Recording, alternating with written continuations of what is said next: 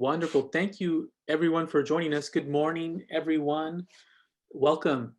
My name is Ricardo. I'm a librarian at the Sacramento Public Library, where books are just the beginning.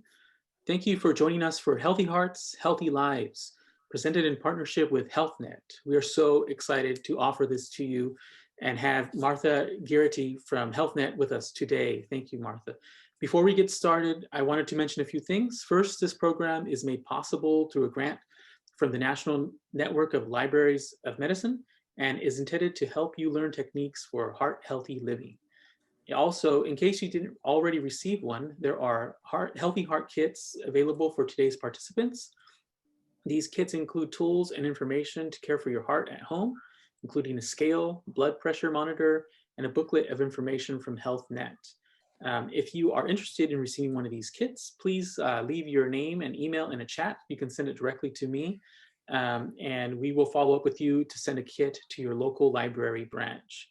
Finally, this program is being recorded and will be shared to our YouTube channel in case you would like to refer to it later.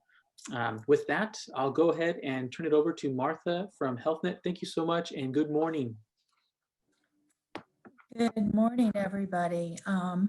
Thank you for joining today's first of many presentations that HealthNet will collaborate with the library on. We're happy to have you here, and we are very honored to showcase some of our tools that you have received or should receive after the presentation. This presentation is a presentation of how to have a healthy heart and healthy life. Our heart health is extremely important as we age and or as we grow older from childhood to adult. So I'll start with my first slide. I'm Martha Garrity. I represent HealthNet. I am a senior health promotion consultant, and I represent the areas of Northern California. I'm also the subject matter expert lead for health education, cardiovascular health for the company. So we'll go to the next slide, and we'll start the presentation. This information, it complements the books that you have received or will receive, a toolkit. So you'll have that backup information to understand more about strategies to live a healthy life and have a healthy heart. This information is not a substitute for professional medical care. We encourage you to take this information, and if you are having symptoms or if you are concerned about your heart, talk to your primary care provider and follow up that way. The next slide. So a bit about what you're going to learn today. I'll go over the learning objectives. I'd like to know who's in the room. So if we could unmute all the participants and individuals could share why you came.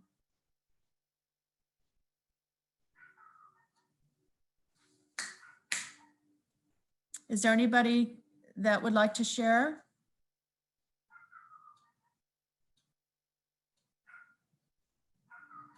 Okay, what we can do is we can share in the chat. So if you came and you're a professional and you wanted to know more about our learning objectives and our toolkit, we're happy to have you here. If you are a participant or a community member who needs more additional information and help or support in navigating the healthcare and navigating heart health, we're happy you're here.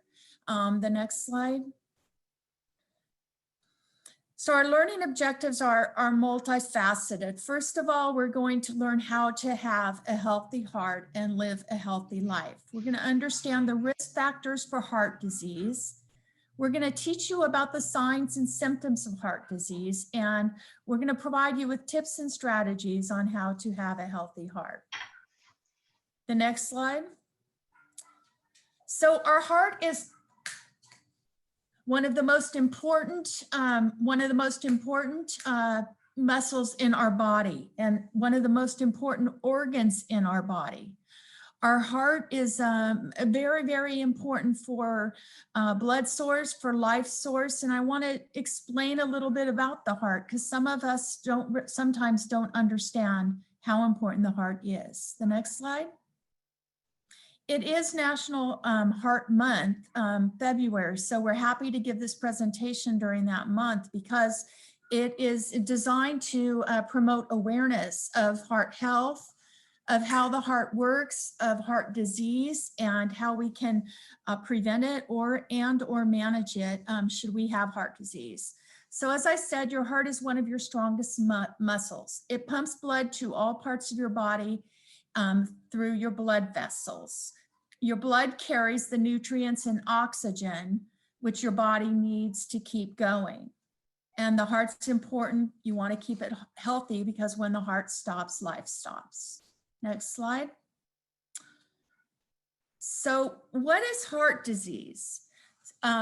It's really important to understand what heart disease is because heart disease can be prevented. It can progress into later stages, and the prevention of heart disease is important because if you live a healthy life and have a healthy heart, you won't have many of the complications that we see as we age with heart disease. So heart disease is any condition that affects your heart's ability to work normally. And I'm going to describe how the heart works normally or abnormally. It's the leading cause of death for men, women, and people of most racial and ethnic groups in the United States. Around 647,000 people die of heart disease in the United States every year. That's 1 in 4 deaths. And heart disease develops over many years and starts when you are young. And I will talk about that. The next slide. So there are risk factors for heart disease. There's 2 types of risk factors. The things that can increase your chances of having heart disease. A risk factor is something that you can change, and there are risk factors that you cannot change. The next slide. So let's look at the ones you cannot change. First of all, you cannot change age. You cannot change your sex, male or female, or you cannot change your race. You cannot change your family history of heart disease. If your mother had heart disease or a sister has heart disease, your immediate husband or father has heart disease, child has heart disease, you cannot change that family history. And you cannot change the fact that you might have existing diabetes, and we'll discuss that. But what's important is to look at the risk factors that we can change. First of all, we can change our diet, and we're going to address the diet and the importance of having a healthy diet, healthy nutrition.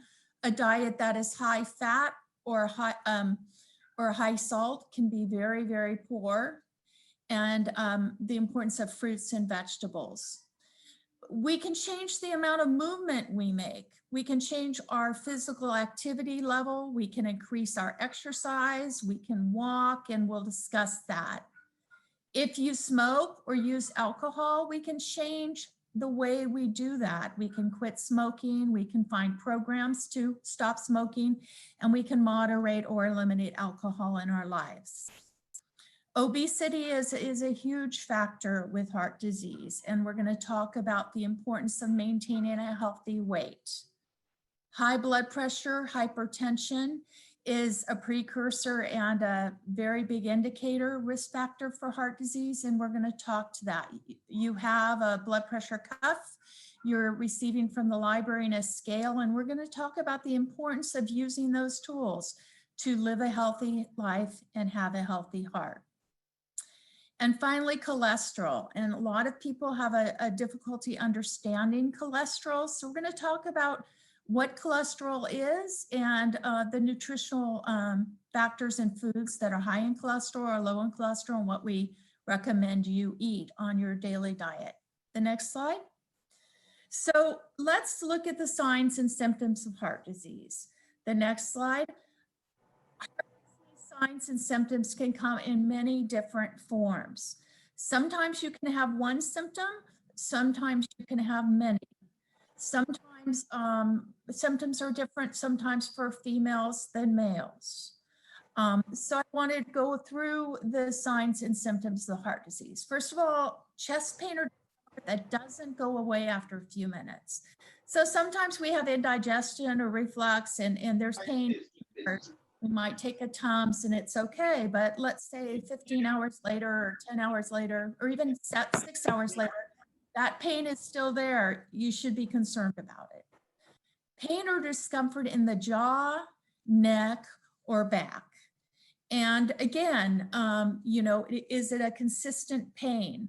Is it pain? Is all of a sudden you get a sudden pain in your jaw or your neck or your back? You really should check with a provider.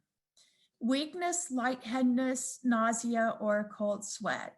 Now we know the flu symptoms sometimes, or having a vaccine or a cold might have some of these effects. But if they just don't feel normal and we feel in our intuition something's wrong, you really should check with your provider. Pain or discomfort in the arms or shoulder. Usually that happens very sudden. So most of these symptoms happen sudden and they linger or they go away and come back. And shortness of breath, especially when you are not engaging in a lot of physical activity. Like walking up a set of stairs and you notice that every time you walk up those stairs, you have shortness of breath. You need to check that out. The next slide. So we're going to look at types of heart disease. The next slide. First of all, I want you to think about your heart, that it has lots of hoses attached to it, which are the blood vessels. And all of these hoses pump blood throughout your body, up into your brain, all the way down to your feet. But the blood flow is very important, and it's important that those hoses work, and they're all attached to the heart. However, when a hose stops having something in it or it's clogged, the water stops flowing. Well, that's the same thing with your heart. When your blood vessels get clogged or you have hardening of the walls, you'll have less flow of the blood, less flow of the oxygen to your heart and throughout your body, and this may cause what we say is a heart attack. The next slide. So what is hardening of the arteries? It can be called arteriosclerosis. It can be clogging of the arteries. And you just have to understand the terminology when you're with the doctor and understanding when your arteries get clogged, how it can affect your heart. Now we hear about blood pressure and you all have your blood pressure cuffs, and we encourage you to check your blood pressure routinely every day and write down the numbers. And I'm going to explain a little bit about that. The high blood pressure is also known as hypertension. It makes the heart work extra to pump blood throughout the body. That's high blood pressure. So if you have high blood pressure, your heart is not working as well, and it makes it harder to pump blood throughout the body. High blood pressure can cause many health threats. The next slide. So what are the health threats that high blood pressure can cause? Again, it's called hypertension, which makes your heart work extra to pump blood throughout the body. So the health threats that can be caused by high blood pressure, and this is in the early stages or in the later stages, is a stroke, heart failure, sexual dysfunction, vision loss, a heart attack, or kidney disease or failure. These are all things that high blood pressure have an effect on for later on as we discuss the heart. The next slide. A heart attack occurs when the heart disease has reached the point that blood flow to the heart is blocked. And so the symptoms of a heart attack may be sudden and intense. They could linger and then become sudden or intense, but it's important to call 911 if you experience heart attack symptoms. The next slide. So heart attack signs. The next slide. So this is when you're having a heart attack, the signs, and we talked a little bit about it, but I want to reinforce it. Discomfort, tingling in the arms, back, neck, and shoulder or jaw. Why is that? That is because the blood and the oxygen is not going to one side of the body and it's not flowing correctly. And you'll get discomfort or tingling in your arms. It will be a sign that something's not right. The most common in men are chest pain and shortness of breath. And the most common in women are sudden dizziness, heartburn, like feeling, cold sweat, unusual tiredness, and nausea or vomiting. Now, one thing I want to say here is that it's really important to look at these signs because, for example, as a woman, as a mother, as a wife, as a caregiver for my older father, I might have some of these additional symptoms and think, oh, it's just stress. It's just my worry. It's just all that I have on my plate in my life. Or I have a flu or I have a cold. And that's all good. But often as women, we sometimes ignore those signs. And they're signs that we need to pay attention to, especially if they come back. With men, it's a little bit different because with men, a heart attack, usually you have the chest pain, you have the shortness of breath, you have the tingling, but men feel the heart, and men address the heart symptoms sometimes sooner than women, and women's heart attack effects can be more fast and drastic because we've ignored some of these symptoms. Next slide.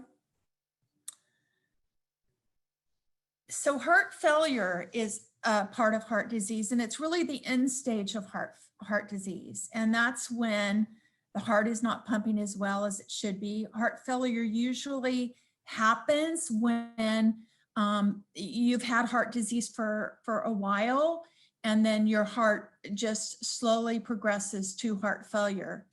And it can result in fatigue and shortness of breath. It is very common in older adults. And many people may have coughing with heart failure, but it's more the end stage of heart disease. The next slide. So I want to look at tips on having a healthy heart because we know that heart disease prevention can happen at any age. We know that if you are managing heart disease because you've been diagnosed with it, you have great potential by changing your daily patterns of life to having a healthy heart, living a healthy life, and living a longer life. So there's 10 tips. First, eat a healthy diet, keep a healthy weight, stay active, reduce your stress, quit smoking, limit your alcohol, control your blood pressure, lower your cholesterol, manage your diabetes, and take your medications as directed. The next slide. So in the next part of this presentation, I'm going to go through a few tips and strategies you can use in your daily life to have a healthy heart and live a healthy life. So you keep a healthy heart by eating healthy. And what's that mean? It means more whole grains, more fruits and vegetables, choosing our meats that are lean, like chicken or fish, as opposed to a lot of beef, limiting your salt and sodium, limiting your added sugar, and limiting your fats. The next slide. So in daily life, we are going to the grocery store and we're purchasing items, and the food preparation and the decisions of food choices starts at the point of when we purchase the food and we know what we're purchasing. In the grocery store, when you go in, some of your most challenging foods and most risky foods are usually where they are in reach. They're not in the lower part of the aisle, or they're not in the higher part of the aisle. They're usually where you can reach. So think about your children going to the grocery store and they're in the cart and you're pushing them and they reach for the cereal. Well, the cereal that they can reach for is probably the least healthy cereal that they should be eating, for example. So it's important to know what you're buying and how it affects and the nutritional contents of your food and food labels. So I just want to briefly describe this food label. And so you understand it when you read it and you go to the store and you find a canned good, for example. So when you look at a food label, you're going to look at the calories and it will say amount per serving, which is 240. So that can of food would be 240 times 4 on every percentage on everything that's on that food label. So that can that we're looking at has 240 times 4, which is almost 1,000 calories. It would have 16 grams of fat.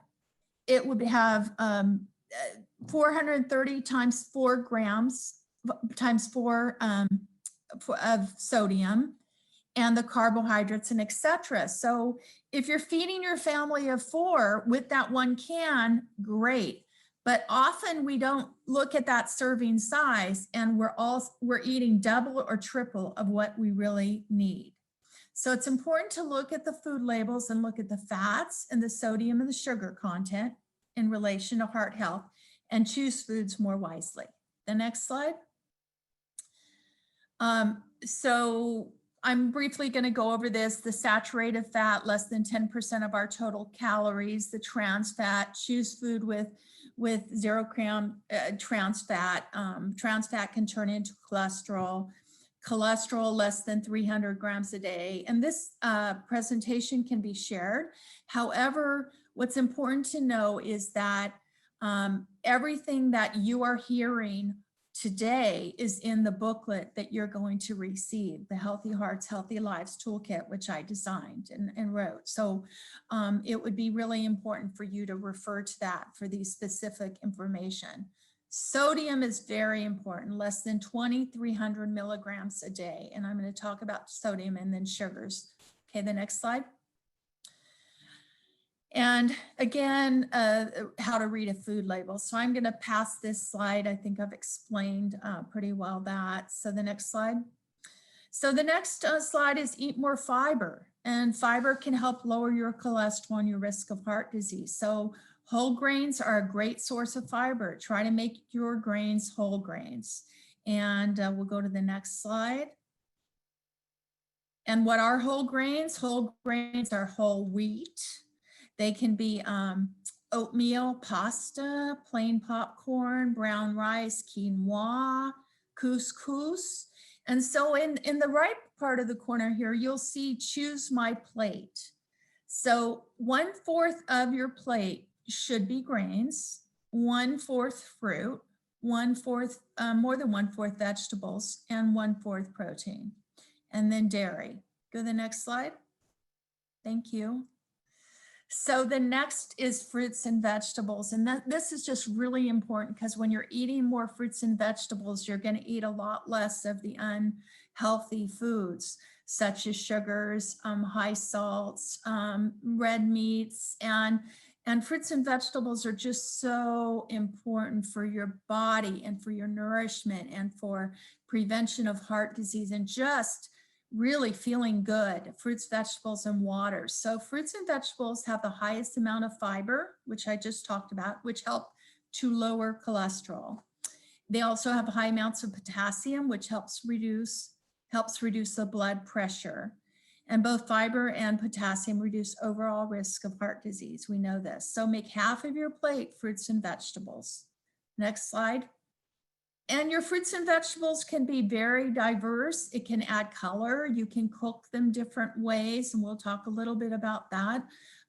Fruits and vegetables are just, you can eat them raw. There's lots of variety, and there's lots of cultural fruits and vegetables that are available as well to cater to your cultural cuisines. So we'll talk about that. We want you to eat more lean meats and proteins. So when you choose meats, you should choose meats such as chicken breast, turkey, or fish. I'm not saying that you shouldn't have red meat, but you shouldn't have red meat at every meal. You shouldn't have sausages every morning for breakfast. So, really look at your meats and choose them and look at the food labels. Refer to the toolkit that I sent out. The proteins provide many good things that our body needs, like vitamins. So many of us take vitamins, but the proteins that we choose also can provide the vitamins. And proteins help build strong bones, muscles, and even blood. And so it's really important. You're here at this presentation today learning about living a healthy heart, living a healthy life and having a healthy heart. But it's really important to really transmit those and share those goals with our children and our grandchildren, because we want them to grow into healthy adults and also to not have the risk factors, which could be familial or could be related to obesity or related to many of the factors. We want them to be healthy and live a healthy life and a long life. And we want to look at the way we cook our foods. So there's lots of cooking videos on YouTube right now. There's lots of cooking classes. Hopefully when COVID lifts, we might be able to offer some of those cooking classes at HealthNet.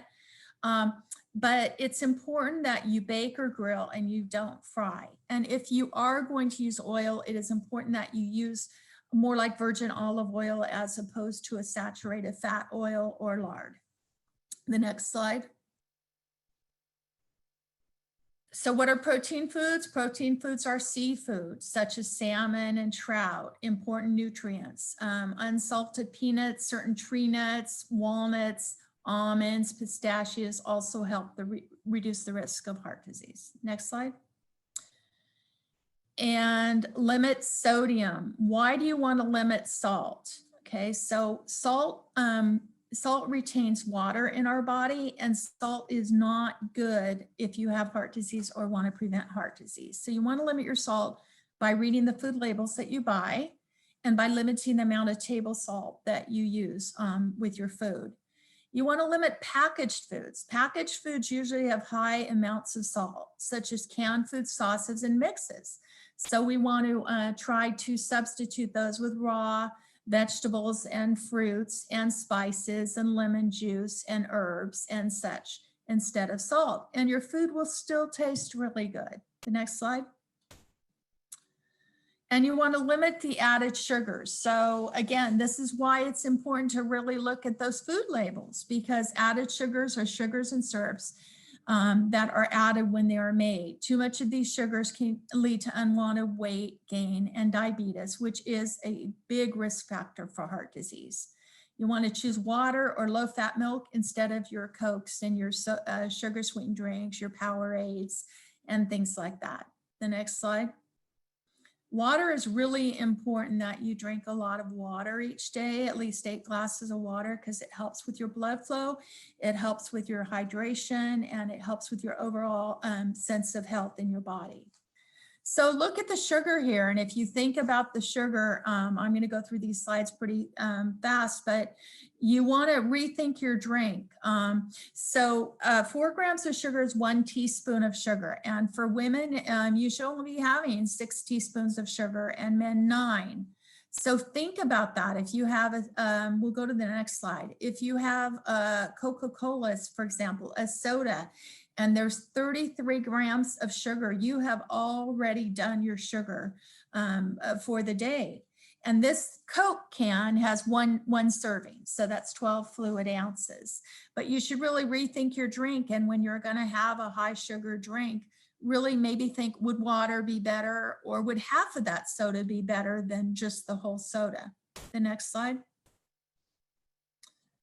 So it's 8.25 teaspoons of sugar are in that one soda. And that soda is only 12 fluid ounces. So if you think about going to a fast food restaurant, what do? They try to encourage you to keep refilling that soda. And why do they do that? Because they want to increase the sugar that you're having, but also they want you to order more food. It's a marketing ploy. So really look at the fact when you take your children to the fast food restaurants, 1 soda at the maximum, because if they keep filling up that soda, they're going to be at risk for obesity, as will you. The next slide. So limit fats. So saturated fats are fats that become solid at room temperature. Saturated fats contain high amounts of cholesterol, and the cholesterol is that substance that can plug up our arteries, plug up the hoses that attach to our heart that circulate the blood through our body. The next slide. So the next tip is keep a healthy weight. Why do we want to keep a healthy weight? Well, we've talked about what foods can cause weight and how obesity might be caused by not having a healthy diet. And so extra weight can put pressure on your heart. If you're overweight, talk to your doctor. What you can do to lose extra weight and lose it in a slow progression, because your chances of gaining it back are less than if you lose it very suddenly. Losing your weight can lower your risk of heart disease, and it also can lower your blood pressure. So that's really important to know. And talk to your doctor about a weight that's right for you.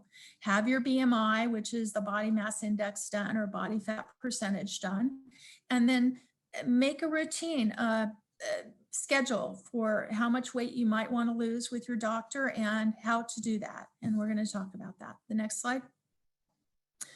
Also, another thing is if you do have heart disease, when you gain weight and it gains suddenly, you're at severe risk with your heart disease for a heart attack and heart failure. So it's very important that you monitor your weight if you have heart disease, and you keep it at a certain level. And if it goes, a lot of water gain can cause a lot of weight, a lot of water in your heart, but if it goes up, you've got to really talk to the doctor. Tip 3, stay active. So exercise can help lower the blood pressure, manage weight, and strengthen your heart and lower your stress. Recommended 30 minutes a day on at least 5 days a week. If you can't do 30 minutes a day on 5 days a week, do an hour 2 days to 3 days a week. You fluctuate it based on your schedule. There are many options. It doesn't have to be going to the gym and pushing weights. It can be walking, it can be biking, it can be dancing, it can be, biking, any type of physical activity, that yoga, Tai Chi, anything that's going to get you moving, get the blood flowing, and be really good for you. And it's good to, find a partner to work out with, or to do walking with, a spouse. Great time to have communication, a neighbor, your kids. Make it a family event. Next slide. Managing your stress. So we all have stressful lives. COVID has been very hard for many. There are lots of worries that we might have experienced. There might be job losses. There might be changes in family structure. There might be financial stresses. So it's really important, because stress can be one of the top causes of having a heart attack or having risk factors for heart disease. So think about how you can control and make a plan to solve them. I always say, don't sweat don't sweat the hard stuff, don't sweat stuff. One day at a time, and just move through your life, that you can look at what stresses you, what your triggers are, what's important and what's not, and the ways to relax that make you feel comfortable. Like, as I do this presentation, I have a video with some calming music with some nature in the background, helping me give this presentation. Take your deep breaths, remember to breathe, sit quietly, read a book, reach out to people you trust, and share information that's causing you stress, and look for solutions. Keep a journal, listen to music, dance. Next slide. Tip 5 is quit smoking. Smoking is a risk factor for heart attack and stroke. Smoking increases blood pressure. Smoking is not good for the lungs. It's not good for the cancer, and you should avoid all forms of tobacco and secondhand smoke. HealthNet has a lot of opportunities for you to stop smoking, as do other health plans. There's medication, there's counseling, there's coaching, there's all kinds of forms. And we want to be there for our children and our grandchildren. And this is a risk factor. It's a habit that can be eliminated from one's life. You just have to have the right tools to do so. The next slide. And limit alcohol use. Reduce the amount of alcohol you drink to help lower your risk for unwanted weight gain, high blood pressure, and heart disease. It's not saying eliminate alcohol out of your life completely. If you have an alcoholic problem, you really should talk to your provider and seek support. But it's saying that men should have no more than 2 drinks per day and women no more than 1 drink per day. And that could be a 4-ounce glass of wine. It's not a 10-ounce glass of wine or a 10-ounce beer. So really look at the amount of alcohol you're drinking and how it's impacting your heart, your feeling of well-being and behavior and your mental health. The next slide. Tip 7 is control your blood pressure. So you're all getting the blood pressure cuff for attending this training, and that's exciting. And it's important that you daily write down your numbers for your blood pressure and understand what those numbers mean. High blood pressure can put extra strain on your heart and make your blood vessels thin. So exercise every day, eat low-fat foods and have your low-salt foods and have your blood pressure checked often. If you have the blood pressure cuff, you can do that. So when you have a change in your blood pressure and it's sudden, you can call your provider and set up an appointment and check that out.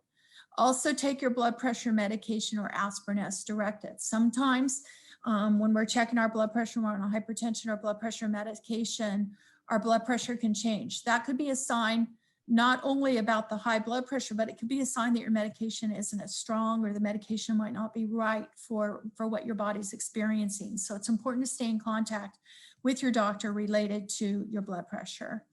A good blood pressure reading is 120/80. So if you go up to 140, above 140 or 135, you should be concerned. But if you are in the areas of 160 and your lower number is higher, over 100, say for example, really talk to your doctor about your blood pressure. Next slide. And that's why those blood pressure cuffs are key for you in understanding how your heart's working and how your body's working and your risk or your management of your blood pressure. Lower your cholesterol levels. So cholesterol, too much cholesterol can lead to plaque buildup. So we talked about saturated fats and packaged foods, and we don't want that plaque buildup because it will close up our arteries, our vessels, but also what I was analogizing to the pipes, right? The hoses. So you should avoid foods that are high in cholesterol, such as processed meats, sausages, bacon, and cheese. There's some cheese out there that's not high in cholesterol, and that's the importance of reading the food label, right? Choose foods that are high in fiber that can help you lower your cholesterol, such as whole grains and fruits and vegetables. The next slide. Also, cholesterol is in eggs. So we all love eggs. We love our scrambled eggs, our omelets, but you can get egg substitutes or you can just eat less eggs. I'm not saying don't eat eggs. I'm just saying don't eat 2 or 3 eggs a day because that will higher your cholesterol. Because you've got to think about your diet and what you're doing throughout the day. So the toolkit that you got had a schedule, I think, in it of a food diary, and keep a food diary because you're eating things that you're buying at the store, and then you're eating fruits and vegetables, and you can really balance out how much salt and sugar and cholesterol items you're eating and kind of look at how to change those, especially if you're at risk for heart disease. Diabetes. So diabetes is a disease in which there are high amounts of sugar in the blood. Diabetes increases your chance of getting heart disease. And diabetes is not a it can be managed, and your numbers for diabetes can go down, your blood sugars levels can go down, but it's really important to stay on top of your diabetes and to know that diabetes and heart disease are very linked together. And there's many complications that can happen if you don't manage your diabetes or you don't manage your heart disease. High blood sugar can cause damage to blood vessels, which can lead to heart disease. Losing extra weight, exercising, eating more healthy will help control your blood sugar. Next slide. And we have a separate presentation on diabetes. So if you want to reach out to, and it's in Spanish and English, if you want to reach out to your coordinator from the library and request that presentation, we'd be very happy to present to Know Your Numbers, diabetes and cholesterol. Tip 10 is take your medicine as directed. So people with high blood pressure, high cholesterol, and heart disease need to take their medications daily, and you need to take it at a routine. If the doctor says take your medication in the morning, take it in the morning. If you miss a medication, talk to the doctor before doubling up. You don't want to become your own doctor when it comes to medication. If you are taking herbs and you've been prescribed medication, share the information you're taking regarding your natural supplements and or healing remedies with your doctor. Sometimes those can counteract with the medications, the prescription medications that the doctor prescribes. So the doctor kind of needs a full picture of your health. Keep appointments with your doctors. Never stop taking your medication without talking to your doctor, because that can have an adverse effect on your health, on your heart disease, on your hypertension, on your blood pressure or diabetes. And tell your doctor about other medicines you are taking, including herbal remedies. Next slide. And the most important thing is having a relationship with your doctor, talking with your doctor, getting to know the nurse practitioner in the office, making the most of the time you can spend with your doctor. The next slide. Your doctor's time with you is usually short. It's usually 15, 20 minutes. And they have the nurse or the nurse practitioner come in and do the blood pressure and hypertension. And you can ask those questions. But it's really important that you prepare for your doctor visit and that you have a relationship with your doctor, a trusting relationship. And if the doctor you're seeing isn't somebody that you feel comfortable with, you need to find another doctor. At HealthNet, we can help you with that. If that doctor does not speak your language or doesn't have staff in this office that speaks your language, let your healthcare provider, let your health plan know that. Talk to your doctor about your health concerns, about any life changes. And with COVID, we have a lot of life changes that you're going through. Your health history, how you've been feeling mind, body, and soul, mentally and physically, and medicines you are taking. But if you prepare for your doctor's visit with those questions, you're going to make more of the time you spend with your doctor because you're prepared, you're going to get the answers you need, and you're going to get the solutions that are offered and that are provided. The next slide. And dental health. We bring this up because in Sacramento, we have a dental health plan, HealthNet does, and we also have our Medi-Cal plan. And the medical home and the dental home should be connected. The next slide. So dental health is important because it can have a major impact on your risk of heart disease. And you think about, what does my mouth or my dental or my teeth have anything to do with my heart? But it's very significant. If you have abscesses that go untreated, they can cause infections, and any infection in any part of your body can increase your risk of heart disease and stroke. So know that. And I'm going to tell a story at the end. How many minutes do we have? 45. Be sure to brush and floss at least twice a day and visit your dentist every 6 months, and get your children on a routine and your grandchildren on that routine also. The next slide. And if you're interested in, dental health information, you can certainly call HealthNet. We have a plan here in Sacramento for Medi-Cal members and beyond. So I want to recap the setting goals for a healthy heart. But before I do, I'm going to tell a story, and I always like to tell the story because it really shows the impact of heart disease. We talked about the risk factors, and we talked about those you can change and those you cannot change. We also talked about the impact of high blood pressure and hypertension and its effect and diabetes and its effect on stroke and heart attacks and heart failure. But what I want to share with you is my mom was in perfect health. She swam 50 laps a day. She took care of her health. She ate healthy. She had no risk factors. We had no risk factors in our family. She was very, very healthy for her age. She was in her late 70s, but she was very healthy. She probably was more healthy than many of my friends and myself. She routinely exercised. She kept her stress down. She did not have any of the factors that I'm talking about. But what she did do was she had gout in her shoulder, and she went to a doctor and had an injection in her shoulder for her gout. And 8 months later, she had endocarditis. And it was challenging because our family has over 100 years of healthcare experience at a very high level. And dealing and managing the navigation of her disease, which we never would have anticipated, was probably the most difficult, challenging thing in our family's life.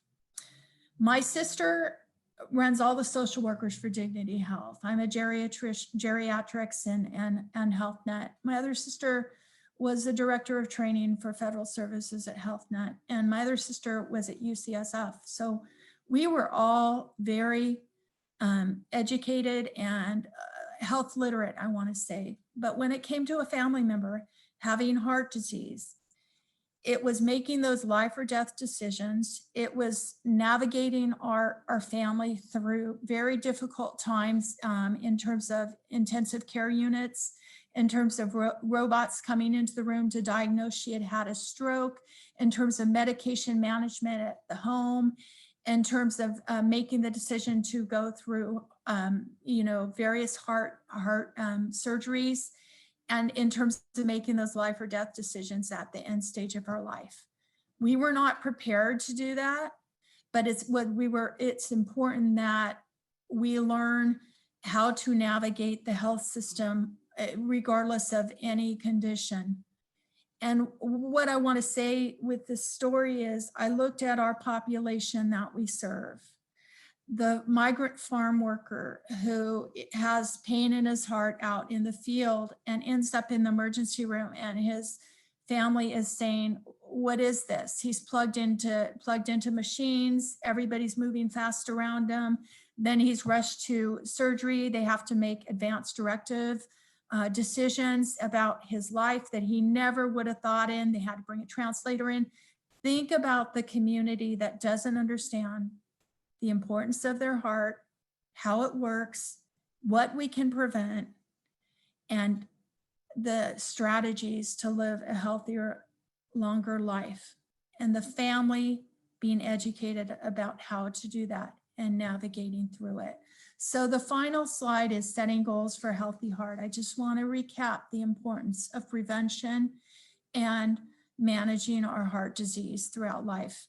So the next slide I'll quickly go through. So to recap, there's 10 tips. Eat a healthy diet, keep a healthy weight, stay active, reduce your stress, quit smoking, limit your alcohol, control your blood pressure, lower your cholesterol, manage your diabetes, take your medication as directed. And the final one is have a relationship with your doctor, encourage the family to have a relationship, and communicate and love each other, and you'll have a healthier life and healthier heart. Thanks. So what's next? Are there any Q&As in the chat box? There was two questions here. The first one is, there was a question about, I guess, blood pressure numbers. I guess the number is 107/67. I'm not sure if you have any information. Okay, so the top number is how the heart contracts. The other one is how it relaxes. Okay, so that's the normal. I mean, you want to talk to your doctor because it's lower than the numbers I shared. But there are certain conditions that can affect you to have a lower blood pressure. For example, I had my thyroid out, so I always have a lower blood pressure. There are certain conditions where you have a lower blood pressure, or sometimes you're just in great shape and you have lower blood pressure. So if you're concerned about it, you should talk to the provider, because I'm not a medical expert, but I If I wouldn't, could chime in, Martha, really quick. yeah. The blood pressure that I'm Anna with HealthNet. The blood pressure of 107/67 is lower than the 120/80, but it is within normal range. So unless you're experiencing a lot of dizziness or anything that goes along with it, it's still a normal number. Thank you. And then we did have another question. The information you were presenting, do some of these same rules apply for teenagers, or anything specific that we need to be aware of for teenage diet? Well, I do want to say the strategies that I've given apply really, yes, to teenagers and even lower. We're finding that about 35% of our youth population is overweight or obese. And when we have that condition and it's not taken care of, it can go into adult life. I do want to say that when they opened up my mom, they said she had the heart of a 50-year-old. And so that was indicative of the value that a healthy diet and healthy active life can have. We are very concerned about obesity in our youth, because we are finding that 12-year-olds and 13-year-olds that are obese have huge risk for diabetes, but also have hearts of a 20-year-old. So, you know, it's very important that it start at a very young age. The whole importance of especially nutrition and physical activity start when they're young, because it's only going to grow into teenage. And we're a society that the kids are on their mobile, on their text, watching videos, and they're not out in the playgrounds playing as much as they can. Especially this has been seen during COVID. So, you know, there's weight gain and risk for obesity. So I would say yes. We have another question about omega-3 gummy supplements for heart health. What do you think about that, Anna? I The think it's supplements are great when you don't think you can get it from your natural food, but it is always best to try, you know, like Martha mentioned, eating more fish and things like that and getting it as naturally as possible. Very good. And then I guess another sort of question that talks about how acid reflux from some vegetables can cause digestive problems and some heart chest pain. Just maybe more of a comment. Yeah, I alluded to that a little bit. So sometimes, you know, the acid reflux can be, can mirror heart pain and make us concerned that we have a heart attack risk. And I think that that's best to go to a doctor, provider to get medication or input into that, and to diagnose it as acid reflux, so they know, so you know you have it, and to alleviate that worry or that fear.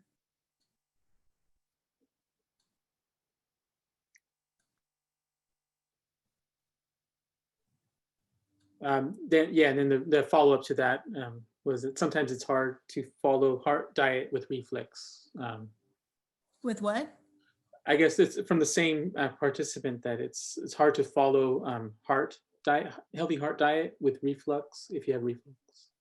Yeah, I think so. I think that's a provider question, and maybe seek out the resource of a nutrition type person, or maybe there's even some support type groups that are, you know, support services that can help with that. I think I would go to the provider first and ask for resources for that particular issue. I know there's a lot of support groups, so there's one gluten-free group that meets and meets for lunch, and they're all gluten-free individuals. So there might be some support groups online for that. I don't know, but I would talk to the doctor about it and not diagnose it yourself. Very good. I don't see any more questions, but did you want to add any final thoughts, Martha? No, I thank you for your time. This is an exciting project. I can give my number if anyone has any further questions. It's 916-206-9814. That's my HealthNet number. I need to plug in the new phone, but or you can just send a text to the library and I'll contact you. It's been a pleasure sharing this information with you. If you have other topics that you're interested in, we have many curriculums in Spanish and English on a variety of topics, and we'd be more than happy to come back and share with you or your organizations. If you're a Medi-Cal member, please contact us at HealthNet or just reach out to me and I'll put you in the right resources. So I see one other question from Donald, Body, I don't know. Okay. Is there one more question? The question, the comment says weight loss, no change in diet. What's the average time to see change in cholesterol in your? And I think it depends on what changes you're making in your diet.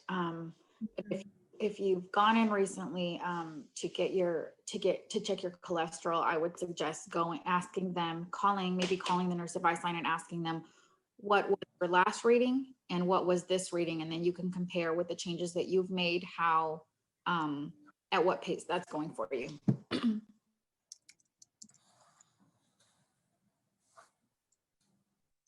Okay, so thank you, everybody. Thank you, Anna, for helping with this, and Mr. Ramirez, and it's a pleasure to be here, and it's great to see everybody online, and have a great day. Have a great weekend. The sun's out, the air is clear.